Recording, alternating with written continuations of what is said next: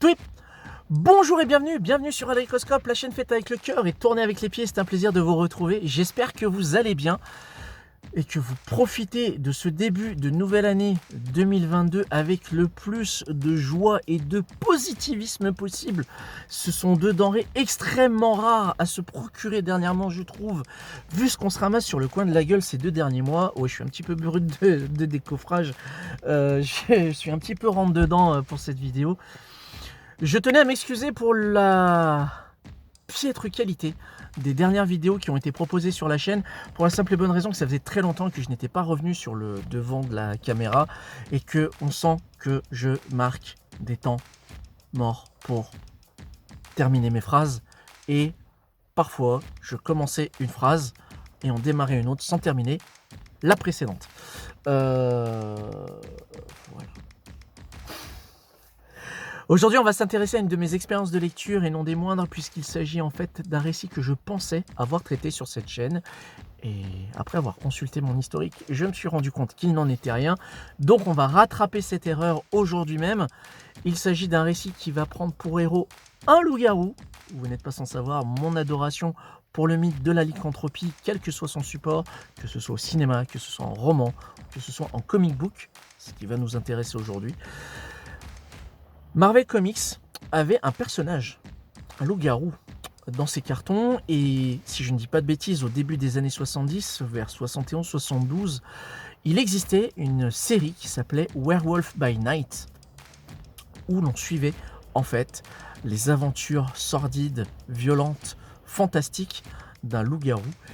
Et je dois admettre que ce type de récit me plaisait énormément, et ces récits-là ont eu les honneurs justement dernièrement d'une réédition en collection omnibus trouvable chez Panini Comics. Si l'omnibus est encore trouvable, foncez vraiment. Il ne faut pas avoir un énorme bagage pour appréhender la mythologie de Werewolf by Night. J'ai conscience que c'est un gros pavé et j'ai conscience que c'est un gros billet, mais dites-vous bien que ce sont des histoires assez courtes, très immersives, très simples, qui ne vont pas révolutionner le genre clairement. Je ne dis pas que ce sont des œuvres cultes non plus, mais qui méritent le fait de se pencher dessus parce qu'ils représentent mine de rien un aspect, un pan de la culture du comic book qui est plutôt appréciable, je trouve. Et si on devait trouver un cousinage à faire avec Werewolf by Night, on pourrait se tourner plus du côté des éditeurs indépendants aux États-Unis, que sont par exemple EC Comics, avec les très célèbres Contes de la Crypte ou Vault of Horror, pour ne citer que. Dernièrement, Marvel Comics s'est aperçu qu'ils avaient encore les droits et la licence Werewolf by Night, et ont décidé en fait de dépoussiérer le genre, de moderniser un petit peu cette franchise-là. Et c'est cette mini-série que je vais vous présenter aujourd'hui, qui est parue aux États-Unis sous 4 numéros, sous 4 singles, et je ne pense pas qu'il y ait d'équivalent en VF à l'heure actuelle, au moment où je tourne cette vidéo. Si je dis des bêtises encore une fois, depuis le début, n'hésitez pas à me corriger dans les commentaires, dans les limites du respect et de la cordialité. Vous connaissez la recette. Werewolf by Night, donc publié, si je ne dis pas de bêtises, en 2019, sous 4 numéros, scénarisé par Taboo, Jack Endoff, 2 inconnus que je ne connais pas, malheureusement. En même temps, des inconnus que je connais, ce serait plus des inconnus. Des dessinateurs, en dessin, on va retrouver Scott Eaton, Scott avec un seul T, et Scott Hanna avec 2 T à l'ancrage. Scott Hanna que je connaissais par contre pour avoir vu des planches ancrées sur Spider-Man entre autres. Donc là on a le numéro 1 dont la couverture est réalisée par un dénommé McCone, et ça c'est plutôt pas mal. Le numéro 2 que j'aime beaucoup, le numéro 3, et enfin celle que je préfère parce qu'elle renvoie à plein de thématiques, la numéro 4 que voici. Nous ne sommes donc plus dans une quelconque mégalopole, mais bel et bien dans une réserve indienne au cœur de cette histoire, où nous allons suivre le quotidien d'un dénommé Jake Gomez, un natif amérindien qui vit dans cette réserve. Donc Jack Gomez, aucun lien de parenté avec Gomez Adams. En même temps, c'est Gomez son nom de famille et pas Adams. Donc la blague tombe à l'eau. Le problème de Jack, si c'est véritablement un problème, c'est que sa famille, sa lignée, bénéficie ou subit, selon le point de vue sur lequel on se place, d'une particularité ou d'une malédiction, c'est que la nuit venue, il se transforme en loup-garou. Toutes les nuits, son corps prend le contrôle et se transforme en loup-garou. Alors, au niveau de la représentation du loup-garou, dans ce comics-là, on a affaire à un bipède, on n'a pas affaire à un loup tel que je me le représente dans sa plus parfaite représentation, si on peut employer de tels termes, puisque pour moi, la meilleure représentation du genre se trouve dans le loup-garou de l'heure du loup de Robert McCammon. Je remettrai le lien en description. Donc Jack Gomez, vous voyez que je pars dans toutes les directions et que c'est compliqué pour moi de structurer ces vidéos-là. Jack Gomez, donc, dans cette réserve amérindienne, est épaulé par sa meilleure amie, Molly, qui est la seule personne en dehors de sa famille à connaître sa condition de lycanthrope et va l'aider, en fait, à contrôler ses humeurs, à contenir un petit peu ses élans de furie par le biais de la musique. Donc ça, c'est un aspect que je trouve plutôt cool. Et l'histoire va commencer lorsque Jack va s'apercevoir que des enfants vont commencer à disparaître dans des conditions, dans des circonstances inconnues, mystérieuses. Et il va mettre ses pouvoirs de lycanthrope en action pour mener l'enquête et découvrir en fait une sombre machination d'une organisation qui vise à créer en fait des êtres à la fois surpuissants et à la fois monstrueux.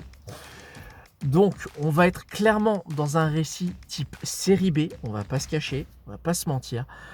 C'est pas de la très grande littérature comic bookesque, si un tel terme puisse exister, mais ça fait très bien le job. Ça ne va pas plus loin que ça ça ne va pas plus loin oh putain, je vais pas réussir. Ça ne va pas plus loin que ce comic book veut prétendre être. Ouais, putain, j'ai réussi. On la garde. Du coup, ça reste un récit popcorn, ça se lit tout seul. Le dessin est plutôt cool.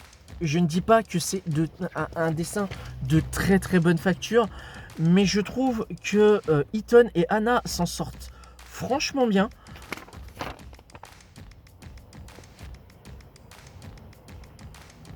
Alors là, oui, je vous ai ouvert des pages du numéro 2, donc je vais spoiler un petit peu.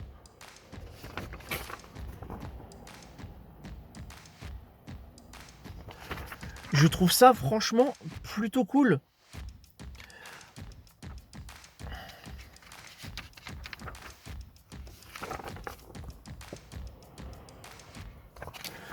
Et encore une fois, je me rends compte que c'est en sortant en fait des sentiers battus, des Big Two, alors que ça reste du Marvel, donc du sentier battu des super-héros, que je vais vraiment trouver un réel plaisir en tant que lecteur à découvrir des aventures de différents genres, que ce soit du fantastique, de l'horreur encore une fois.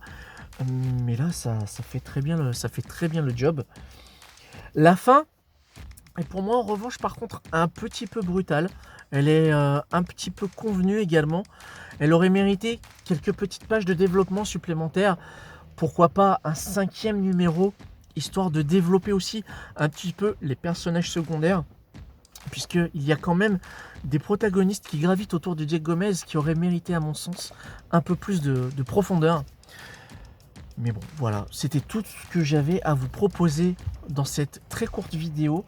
Je vous avoue que ça me fait très plaisir d'être retombé dessus quand je les ai vus dans ma bibliothèque, persuadé d'avoir traité le sujet. Et en fait, je me suis dit, mais en fait, pas du tout.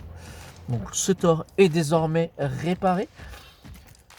Si vous connaissiez ou non la franchise Werewolf by Night publiée chez Marvel Comics, que vous ayez apprécié ou non sa lecture, n'hésitez pas à m'en faire part dans les commentaires. Et si au contraire, cette mini-série anglaise de 4 titres en VO américaine, pardon, excusez-moi les Américains, on ne doit pas dire anglais, on doit dire américain.